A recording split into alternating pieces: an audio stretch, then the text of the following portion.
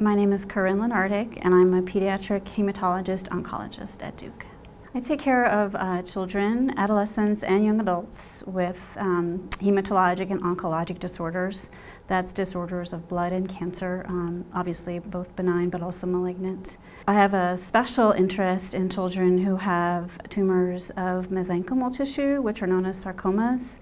These are tumors of connective tissue like bone and muscle and so on. That's one of my passions. I think what I love most about my job is the privilege of being able to work with families. You get to know them very well, especially with some of the very long-term diagnoses and treatments. That connection you make, that lasts a long time. The patient group that has affected me quite a bit are the adolescents. Adolescents have begun to understand a lot about adulthood, and they have abstract thinking, and they want to get information from you. They want discrete facts, but they still also need a lot of TLC.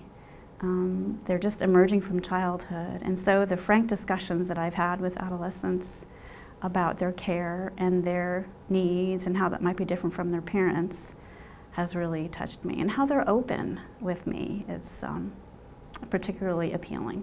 Every child, every adolescent, every young adult, every human is different, and they all come to us with different histories and problems, and so the care that I give has to be tailored to that person.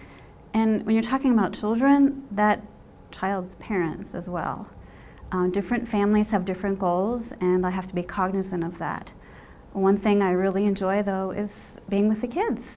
Kids are resilient, they're optimistic, and they're our future, right? This is why we do this.